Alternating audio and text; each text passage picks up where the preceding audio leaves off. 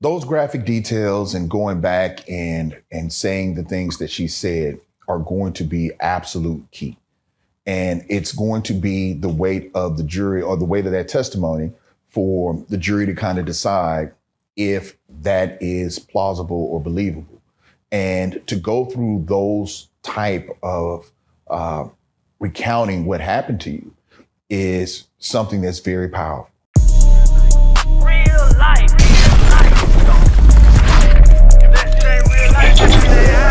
It ain't real life. Just ain't real. Real life street stars. You know what time it is. Real life street stars, man. We are back once again. As we do about this time, we are just wrapping up week 3. And of course, for your listening pleasure and viewing pleasure for those out there, we have Larry Taylor Jr. I'm gonna get it right this time. There you go. The RealLyfe Lawyer. First and foremost, how you doing? Reintroduce yourself. Let us know how you doing, man. How's everything? I'm doing good, man. I'm Larry Taylor. I am a mass tort personal injury attorney that used to be a prosecutor and did defense, criminal defense. There you go. I want to go and kick off like this, man. Is Diddy gonna walk? I don't think so. Oh, I don't think so. It's still gray. But if I had to give a percentages, I would probably say he is 70-30 as far as convictions go. But you're dealing with a jury. And what's ironic is this jury is 50% of people 50 and older. And, five of those individuals are 61 to 70. And so, you're dealing with a generation who has a stronger fortitude with certain things, right? And so when you look at that, all of that plays a role in a jury. Most people believe that the world believes as they believe, and that's not true. You have 12 individuals who are not friends, who don't know each other, sitting in a room, and all of them have different experiences in life. And so when you start talking about an age difference, that weighs in. I mean, I did a DWI trial in which I was a prosecutor. We had one juror who was 21 to 25. Mm-hmm. And to that person, intoxication meant blackout drunk. It just didn't mean losing your balance or slurring your words or something of that nature. So all of that comes into play during a criminal trial. There you go. When it comes to juries, from your experience, a juror is like, for them to have brought out Cassie week 1. Sometimes these trials be long. I'm looking at the YSL trial, how long that took, and I'm like, they just went ahead and killed that. But for them, do jurors have like fatigue when it comes to 2 months of a case that, so much information is presented, to where should they have brought out the big guns early, or should you wait till, it's almost the closing where you're like, all right, Cassie, we're going to bring you in towards the end and, bring this thing home? I think the prosecution at this point has done the case in a very good fashion. Cassie has really served as the basis for this tree. The other witnesses have basically been branches of this tree, because when you think about it, she spoke on the drugs. That's part of the RICO. She spoke on the hiring of male escorts or dancers, part of the RICO. She talked about the abuse. She talked about what she went through over a decade relationship and who saw what and who was involved, part of the RICO. She also laid the predicate for what the jury needed to see as far as a woman who was in love with someone, had positive feelings, but at the same time, those positive feelings being used and against them to make them do things that was against their will. And so between that and the abuse that was taking place, she laid the foundation for all of that. And so now, if you really think about it, every witness at this point goes back to her testimony and makes you say, or makes a juror say, you know what, she said that happened. She said this was his motives. This is how he operated. This is how he acted. This is how he treated people. This is how he abused individuals. And so all of that plays into building upon that base, right? She's the cornerstone. She's building upon that base to build this house, this jailhouse, to put Puffy in. No pun intended. So let's go and get to it. Week 3, we see Capricorn Clark, one of Diddy's personal assistants, come out. And this is where we start getting to where now when they have charges of kidnapping. Correct. We actually finally hear the words kidnapping, that she, of course, alleges that Diddy kidnapped her to take her over to, go address Kid Cudi, that he was ready to, unalive him. Weapons were out. He actually used a gun to kidnap. How, just without evidence of this, just basically, like you said, Cassie set up just a world in which Diddy operates. But when you have someone like Capricorn speaking that I was kidnapped, taken against my will to go do this run with him, and yes, guns were there, just taking someone's word for it. How, without evidence, is that is? I'm sorry. Someone's word. Yeah, it's someone's word evidence. It is evidence. If it's, and I said this before, if it's a first-hand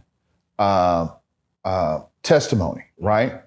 So if I tell you, hey, Joker, I'm about to go unalive somebody, right? You can testify to that because you heard it directly. But if Rook told you, hey, Joker, Larry said he was going to unalive someone, then that's not evidence. That's not coming in because it's not firsthand testimony. You did not witness that yourself. And so someone's statements that witness something is definitely evidence. So the defense, of course, they cross-examined and they were basically trying to find holes. And I guess that's their job, to basically say that she may be making up things because her dates were off, as far as when Diddy, I guess he wrote her a letter of recommendation to go on and work. And she stated that, I couldn't find a job after Diddy, but yet she was still around him. So she painted this horror story of being around him, but also she kept going back to him. And that's where the defense kind of came in to paint her as a character, saying that if it was so bad, just like with Cassie, if it was so bad, why do you keep going back willingly? Is it the fame? Because she said she had left Diddy to go be with Rihanna in some overseas. So they're like, you wanted the life and the fame, and yet that kept bringing you back to it. How does that look as far as to either a jury or just the case overall? It's going to be a large part of the defense's case. We talked about it. It's songs about it. I think Cardi B and Offset made a song, Clout Chasing. Yes. Right? Do anything for clout. You do anything for clout. And so, there are individuals who experience a lifestyle, and once they experience it, it's very hard to go back. I'll be honest with you. The first time I flew on a PJ or a private plane, I haven't flown at all, so go ahead, please. And you fly on it a couple of times, it makes it almost impossible to fly coach.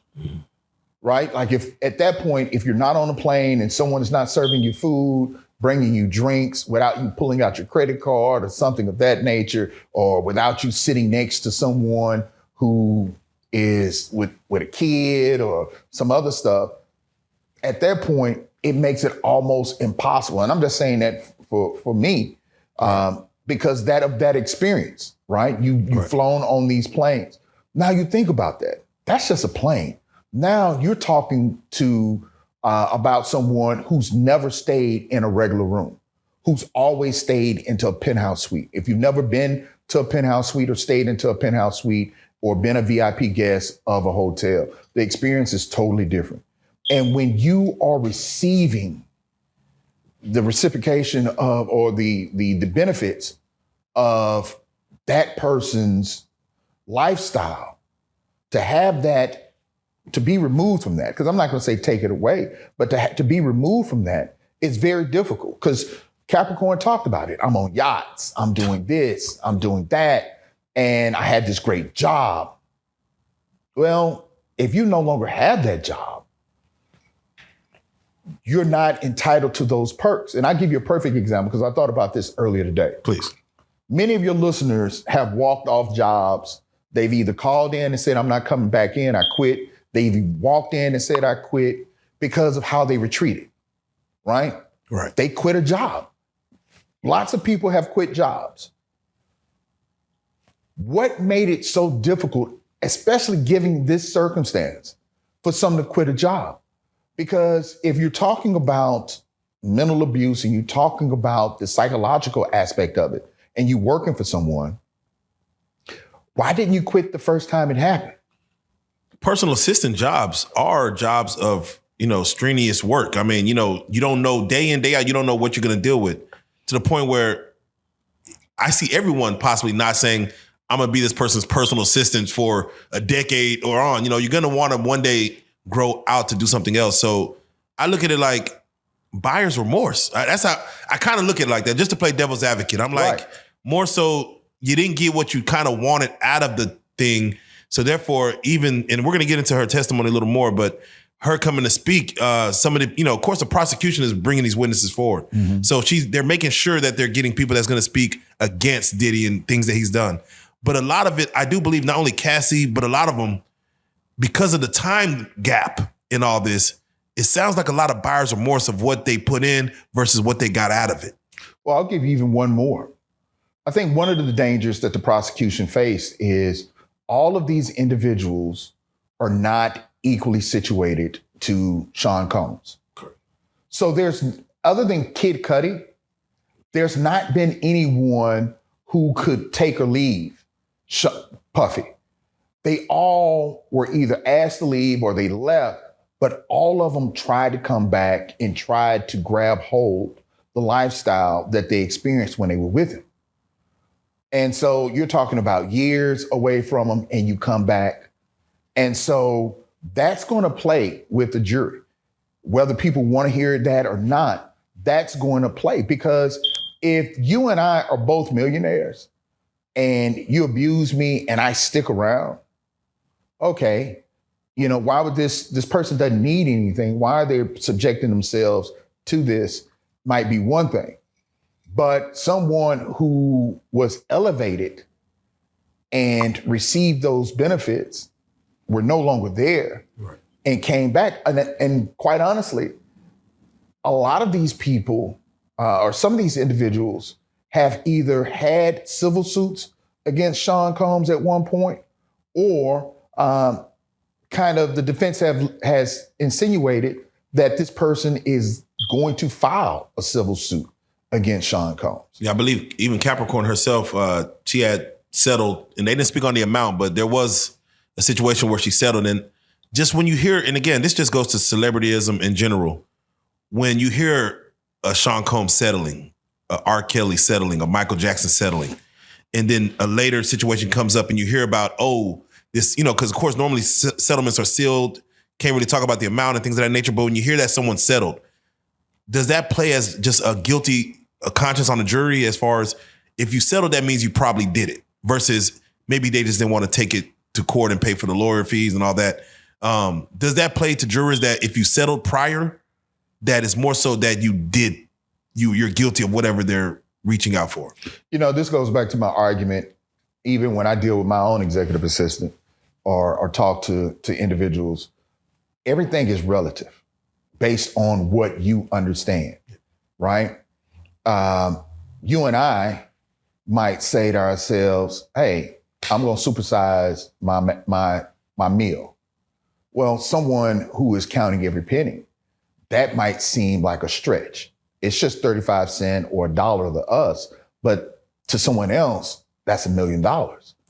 So when you start talking about individuals working for people who have this type of success, they understand that being in that atmosphere, right?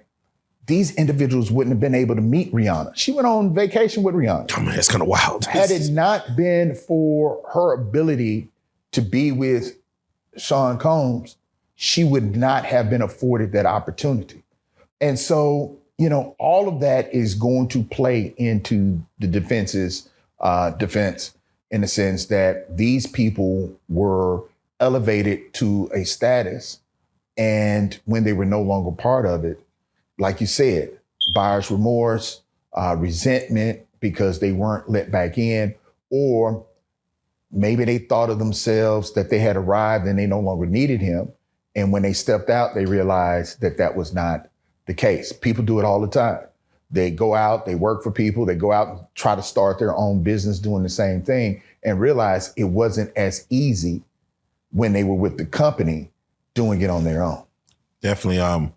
Now, during the testimony, of course, this week is the first time we're actually hearing, outside of what Cassie experienced, the R word, grape. We're actually hearing that scenarios where Diddy, did that to his personal assistant, to where when she describes it as the first time it happening, and I understand how even any women juror could understand, when they say things like he forced himself into my space, he had one hand undoing his belt, the other hand, grabbing himself and putting himself inside me. Those words are triggering not only to, like you said, the elderly, the young, women, and most men. To hear the allegations of that's where he did, and mind you, there was multiple allegations. She spoke on being on a yacht where she just walked by and he was standing right there. That it happened right there again. She was on a bus.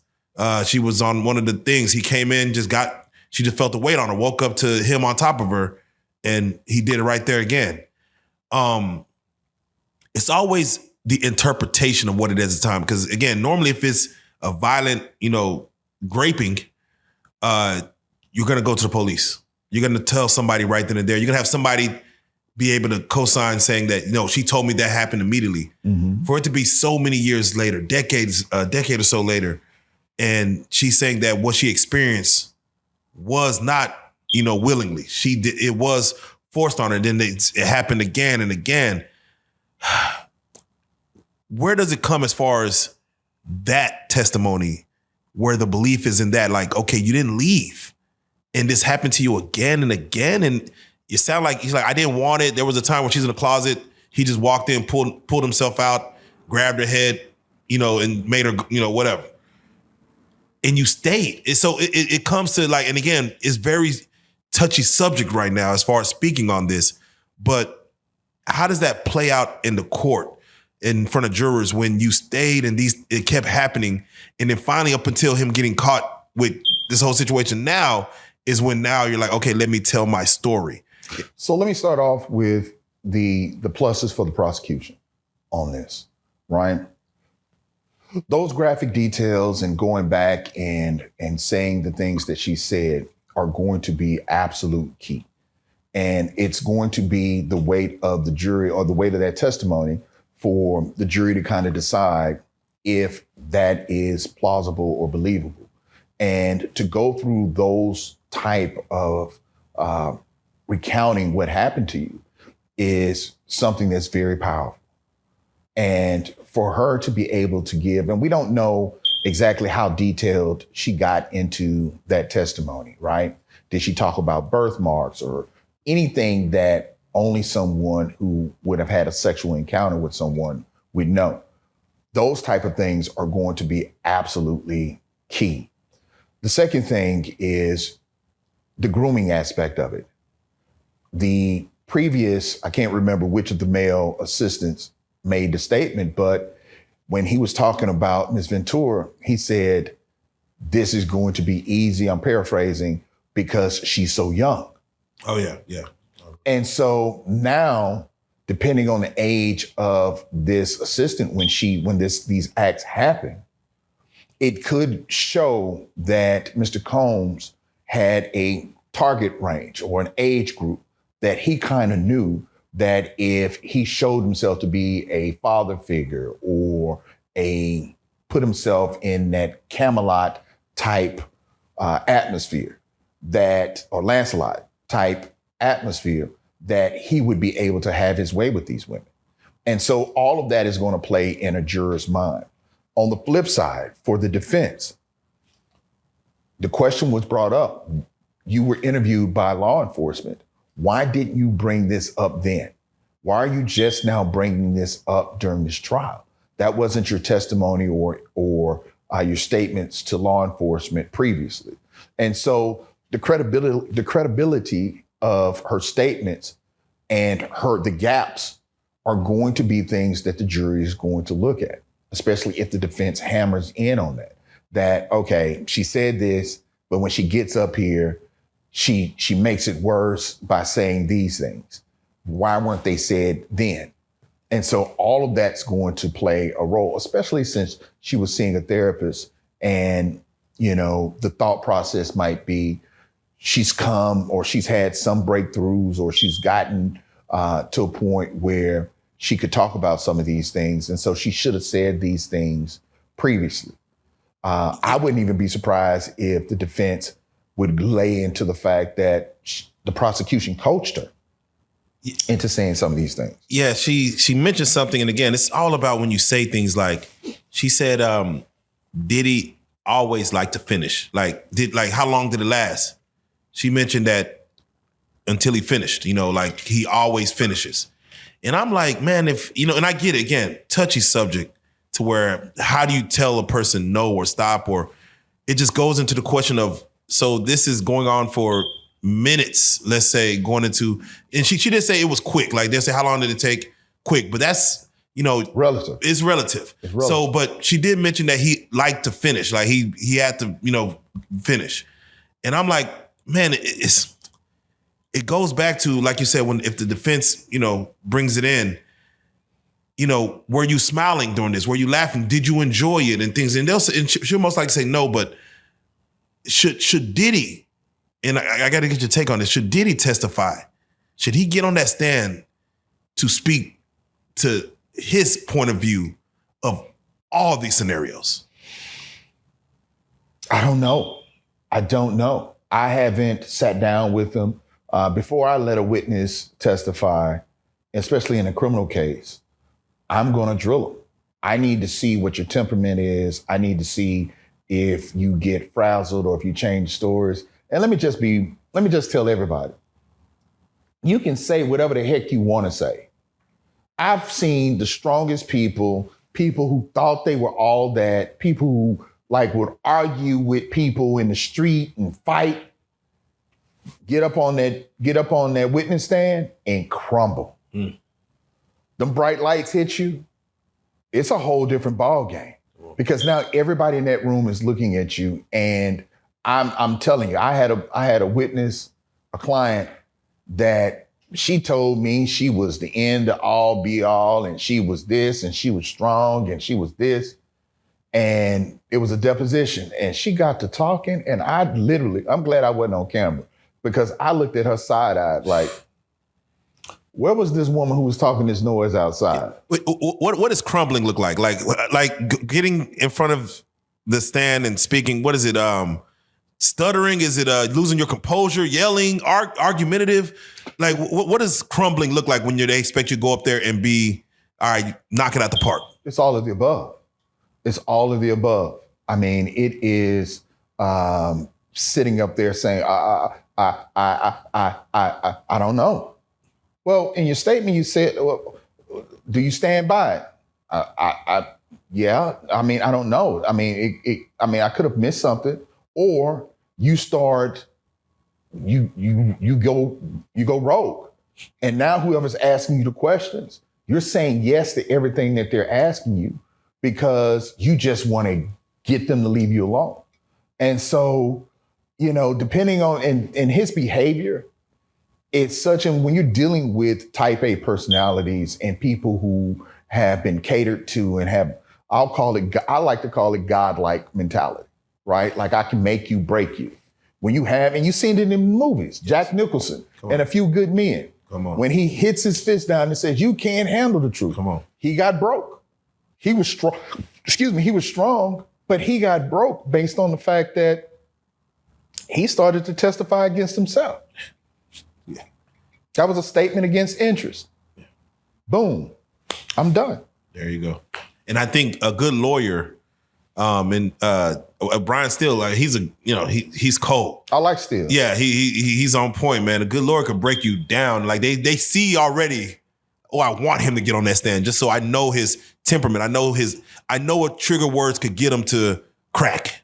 And but his cross of Mia is going to be and just taking from people who were in the room. Yeah. His cross of Mia was supposedly very strong.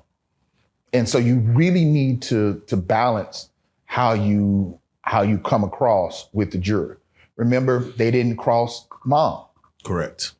And so, especially dealing with women who are on the jury. And I'm not saying that to be sexist, but even some of my comments on here, even though they're just playing out flat, straightforward legal analysis, because I didn't say certain things or because I didn't lean a certain kind of way in my response to the question, it was taken wrong. And so you can have the same thing happen when you have a man crossing a victim. It could come off wrong if he's too strong. And they said he leaned in pretty hard, especially when dealing with her videos or her scrapbook and pictures and notes of her giving Sean Combs accolades and saying that I love you.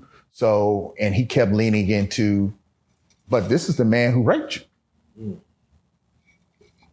That is facts. Let me ask you,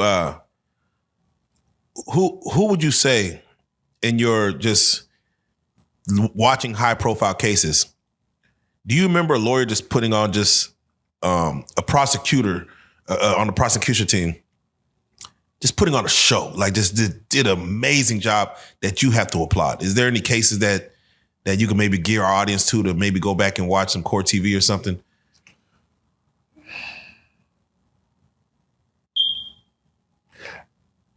Not really. Nothing stands out? Nothing really stands out. I mean, I will tell you that there are some prosecutors in the DA's office here in Dallas and a couple that I've seen in Houston that are deadly, right? Their demeanor is very straightforward, but at the same time, not cold and calculating.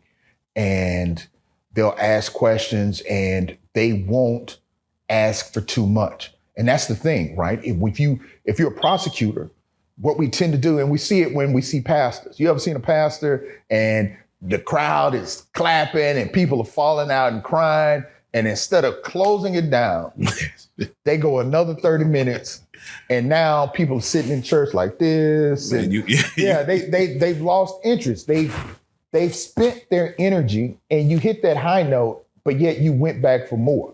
And so that old cliche, always leave them wanting. When prosecutors go beyond that, or attorneys go beyond that, they run the risk of losing the jury and losing that momentum that they had and not letting the jury basically bathe in that moment. And when you bathe in a moment, it stays with you. Yeah. Going too far, you wash them off and then they can't remember.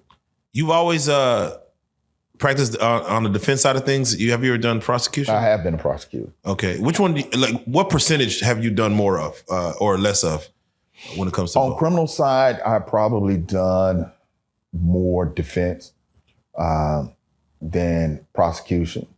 Okay. When I prosecuted a case,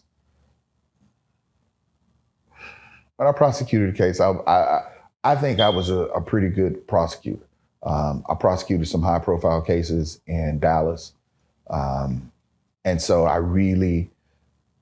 I enjoyed being a prosecutor, not because I wanted to put people behind bars, but I talked about this before.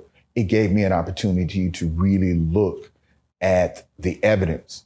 And if I saw that there wasn't what I felt to be the next necessary predicate or elements to put someone behind bars, I had that power to cut them loose. And I wasn't afraid of law enforcement coming back on me saying, hey, we arrest him and you just let him go. I was like, you arrested him, but you didn't have what you needed. You rushed in and you did not get what I needed in order to prosecute this case. And I'm not going to have you get up there and lie and fill in the gaps. Come on.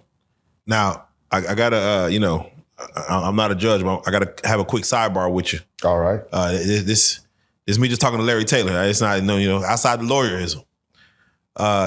When you hear that Diddy had Lauren London while she possibly was with Nipsey, what's your take on that? 'Cause, I don't know if you're a fan of Nipsey or not, and I know I am. He had his ups and downs with Lauren, but he loved this queen.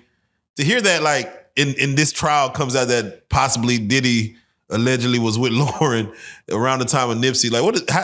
How do you take to that? I don't, man.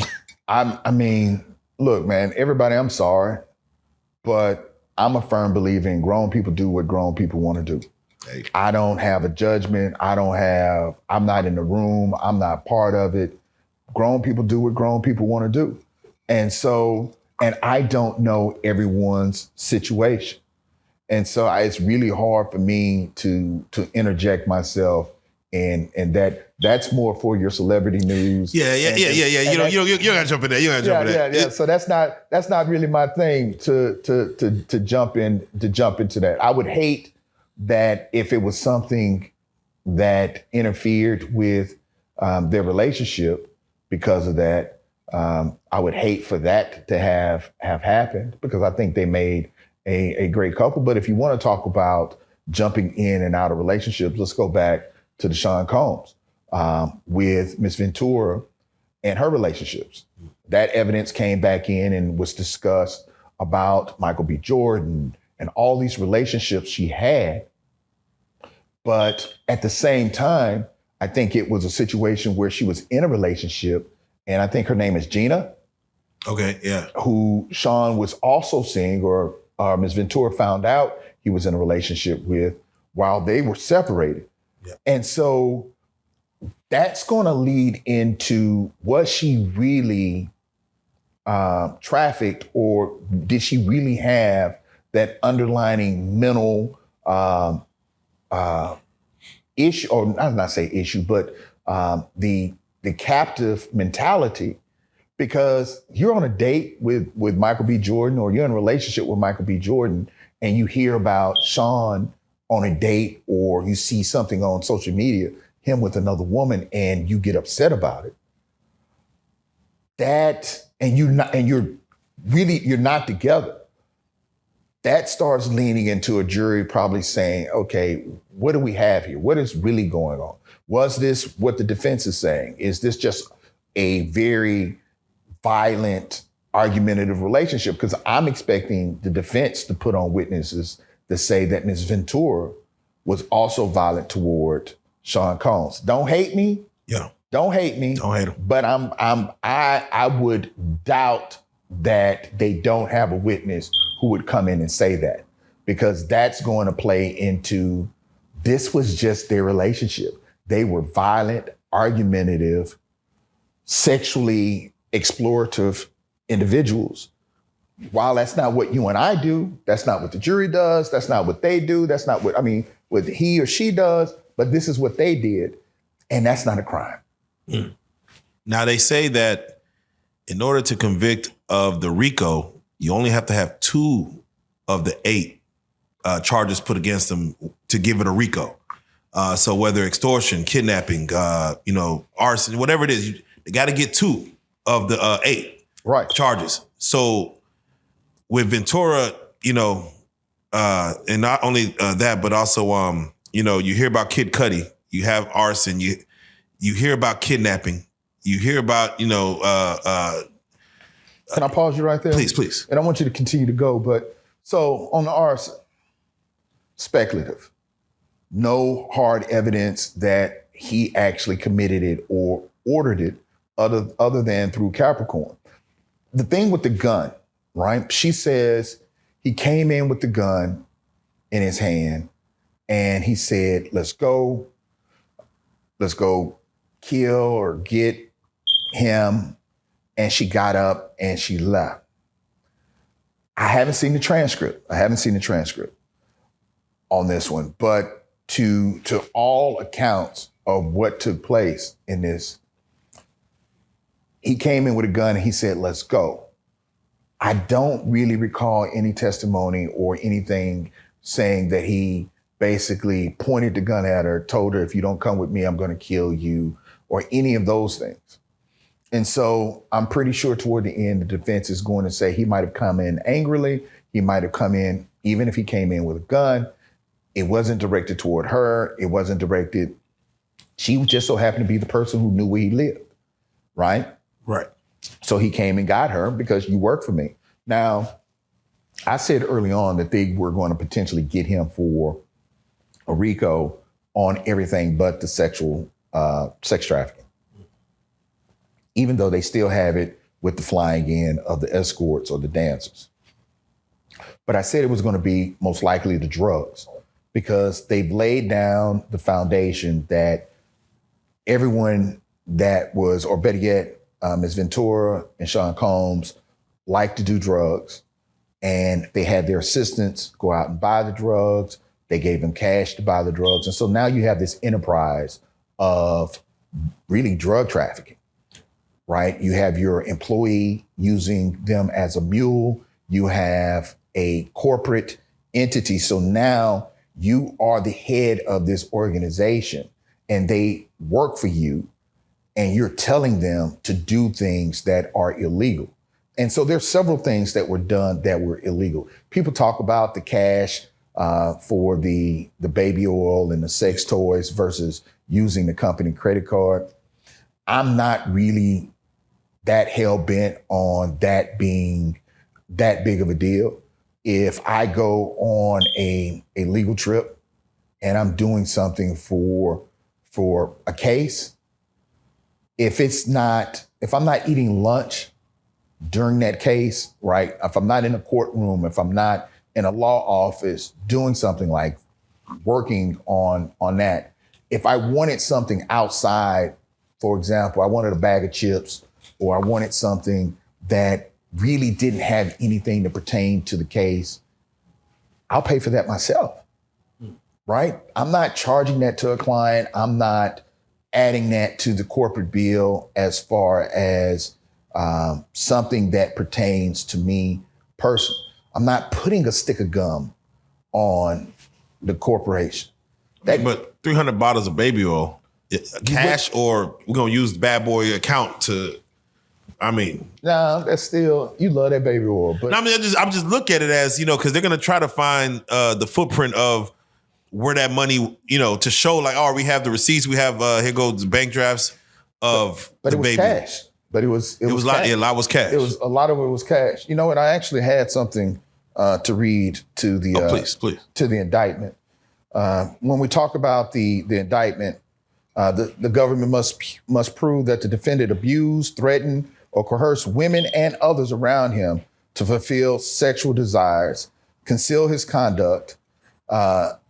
Sean Combs relied on employees, resources, and influence mostly to his multifaceted business and empire to lead or led to control over these individuals, creating a criminal enterprise whose members and associates engaged in and attempted to engage in, among other crimes, sex trafficking, forced labor, kidnapping, arson, bribery, obstruction of justice. And so those things, that obstruction of justice, potentially paying off witnesses and trying to keep people from testifying, and then the kidnapping portion of it, but also the forced labor. We need to talk about that because that is a crucial part of it. Anyone who's worked for anyone at a high level knows that there are some cases where you work more than 7 days straight. And so that's going to be interesting to talk about. Okay, definitely. Thank you for that. That's why we have you here, the education of it all. So I got to ask you your take on this because, Trump was asked in a news conference, of course, is he considering pardoning Diddy after, of course, he did Larry Hoover, the Chrissies, NBA YoungBoy. And he mentioned, he said, I want to see if, I don't know the facts of the case. You know, he said we were friends once. I don't think he likes me now. But, you know, they used to hang out and he really liked, you know, Puff Daddy liked, Trump back then. But he said he wants to see if he's being mistreated by the law, he would look into pardoning him. To say that while the trial is going on, what's your take on that as far as the trial is actually happening? It's not even like he's convicted yet. To say that, what does that say to you? It says that he's seriously weighing in, and someone within his circle is potentially weighing in on providing a pardon. And you got to realize that a pardon can be given even before the conviction. I mean, right now, he could pardon Sean Combs and this trial ends.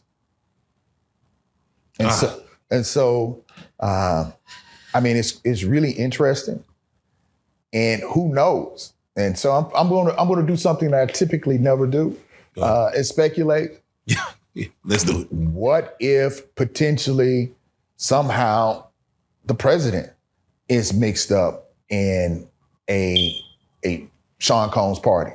Ooh. They were friends, right? And a lot of this stuff is going back, I think 2008, 2000. Oh yeah, it's going back. And so what if there's something in relationship to the president and or someone that is close to the president, right? You got to remember that a lot of times these individuals, the same thing as Capricorn. Yeah. I was gonna say, can you pardon though?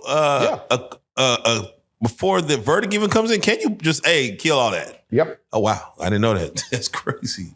So yeah, it'll be in Trump's best interest then.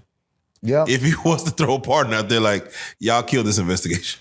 So playing not advocate, but you got to remember when President Biden left office, he provided those same protections for individuals that said that the Trump administration said that they would come after. Yeah. And so all of that plays an important role. Well, it's interesting, and I got to get your take real quick on Trump pardoning Larry Hoover, NBA YoungBoy. Do you feel that was just a publicity stunt to offset the Chrissy people that he let go? Because they actually got to go home. YoungBoy was already home, but he just pardoned. Larry Hoover don't get to quite come home. He just pardoned the federal charges. He has 200 years in state that he has to address with the governor. So, like, was it just a move to just say, hey, I'm gonna let these guys out. They're going home tomorrow. Mm-hmm. While these other two, it doesn't really quite affect what's happening with their situations. I mean, it's all part of a process. Mm. It's all part of the process. I had the privilege of traveling and speaking with someone who Trump did eventually pardon. And speaking with that individual, it was very enlightening as to her conversations with him and the conversations that were had with people within his circle. And so I can't say, I mean, he does like the limelight as far as what's happening. But at the same time, it goes also to the community, to the Black community. How do we feel about it, right? Is the acts that he does on certain things like police brutality. They're not prosecuting at the federal level police brutality. And you have a hard time getting what they call Section 1983 cases, which are police brutality cases, even to a jury. A lot of judges basically use governmental immunity, and those cases are dismissed. And so with that on one hand, but yet freeing individuals on another hand who are from the same community that's affected, I think we as individuals have to just weigh that out ourselves and how we feel about it. Definitely. We're about to hit the halfway mark on this Diddy Trial. We're about to go into week 4. And again, they have an 8-week thought process as far as this thing going out. give me a take as far as again. I know we keep asking the same questions, but I gotta get your take on it. Who do you feel is winning when it comes to the charges placed on Diddy? Is the defense having their go? Is the prosecution doing a probably better job at this moment? Again, we haven't got to the defense side of their ball game or their game plan. But who do you say is having, where it's weighing in Diddy's favor or not? I think I said it at the beginning. I think it's 70-30. It's still, you haven't swayed at all? I think it is, at the beginning of the I was just in the video. Okay, I'm sorry. That I think it's 70-30 because I think that all of the assistants have shown that they felt pressure in order to do what he needed them to do. And a lot of those acts were committing crimes. And one of the most interesting individuals that we haven't heard from that I think was charged was his bodyguard. Was it D? Yeah, D-Rack or D-Rick or something like that. He has been mentioned a ton. Yes. Matter of fact, he was all part of the whole ordeal with reaching out to Mia to try to get her to talk to Sean. And he was also part of orchestrating the drugs. You had the cleanup crew who would come through and take everything out of the room and clean the room before housekeeping. So the criminal enterprise, I think, is pretty solid, even if you don't fall into the sex trafficking portion of it, right? So where'd you start at first? Week one, going into week 1 to week 3. Were you 70-30 in week 1, or were you kind of? No. When we first had Ms. Ventura come up, and they laid so much on the sexual acts and her statements as far as initiating or instigating some of these things, I really wasn't. And I think a lot of legal individuals or legal proponents were saying the same thing. That's kind of iffy, right? And then week 2, I said, hey, look, they're going to have to bring in, or week 1, at the end of week 1, I said, they're going to have to bring in an expert to explain to us why her testimony was such that she is a victim. And so they did that. But like I said before, because she hadn't interviewed Ms. Ventura or spoken with Sean Combs, her testimony is really just an overview of what happens in the mind state of someone who's a victim. And the defense could very well bring someone out to speak against that. And they should. They have to have their own expert to come out and talk about that. And so it wasn't really until this week, and I said that, right? I said that they needed to build upon these things, and now they're going to have to show something other than sex trafficking. And I said, the drugs and the moving of the money were all part of something that could affect the case and cause them to really be able to prove that RICO portion of it. And that was probably their strongest suit, that the sex portion of it was really just to agitate and anger a jury against Sean Combs. Yep. But now they've started to lead more into that. And so it'll be curious in the next week or so who else they put up. Man, well, we definitely looking forward to seeing what week 4 goes in. Like you said, now they're bringing out the characters, the assistants. We're about to probably see some artists come forward. Do you feel like any celebrities may actually, like you said, Kid Cudi was the biggest on the level of Diddy. Do you feel like we may see more celebrities that's probably on some of these tapes that you feel like we may get any big names coming in to sit down? Man, it just depends on who the feds knocked on the door of. And so, anyone who's ever dealt with a federal case knows that if you have any association with that person, right, they could come knock on your door. I had a case where this young man had nothing to do with anything on this case. And they came and, just like you see in the movies, black SUV'd them, picked them up, detained them, basically illegally, and questioned him. And when I went to go talk to the AUSA and the agent in charge, they gave me the, I bad, right? Like, what you gonna do? Yeah. I bad.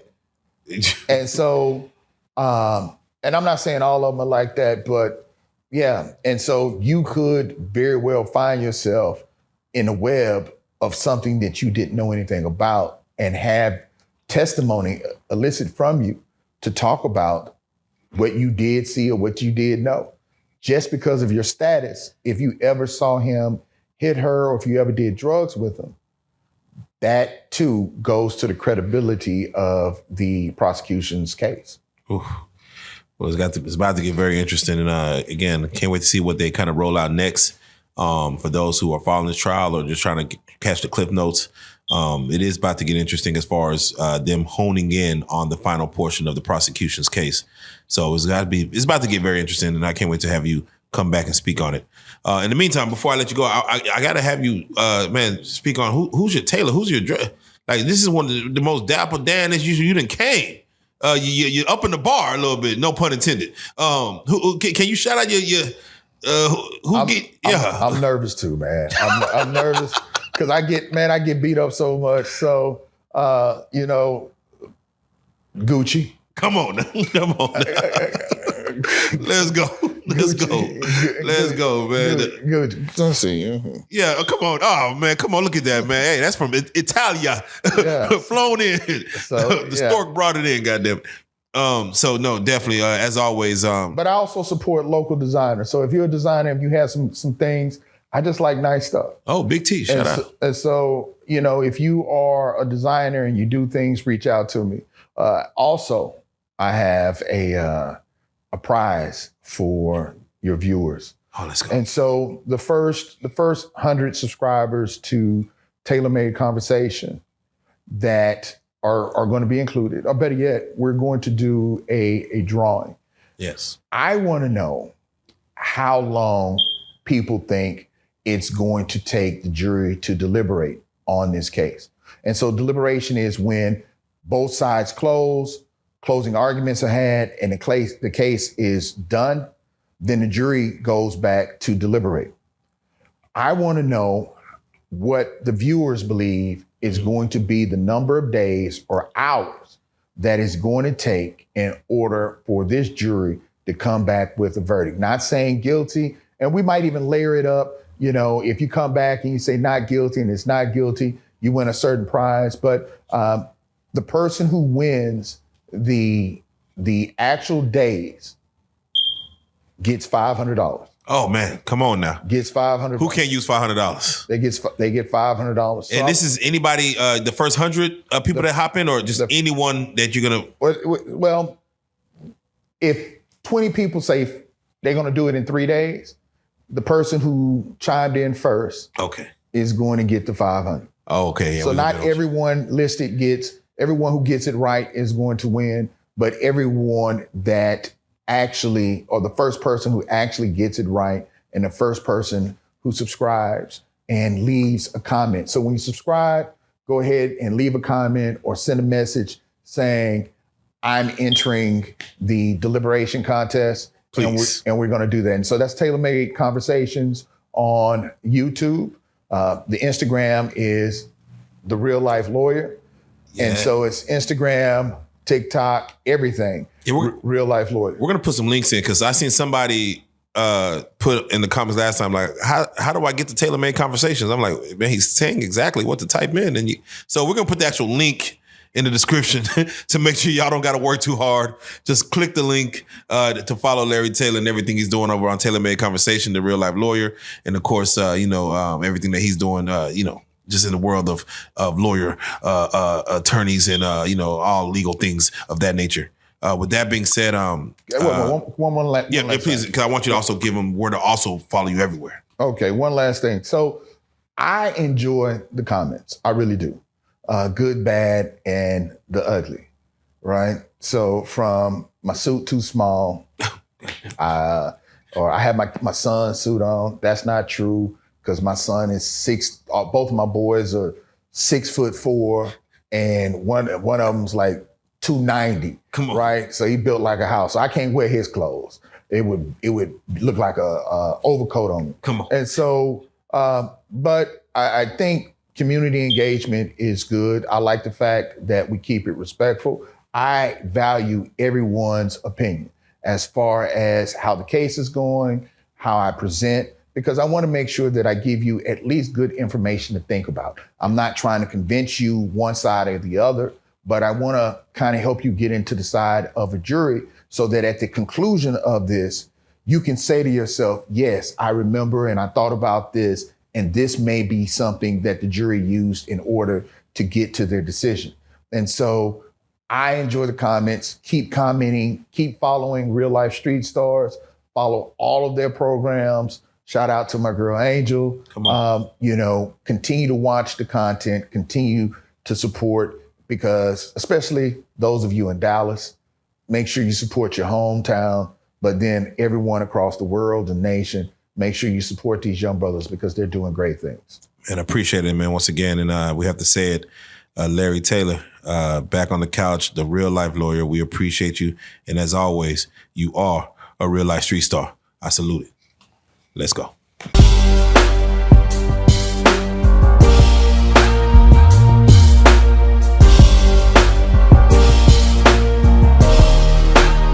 Shout out Real Life Street Stars, nigga. Mogul. Hey.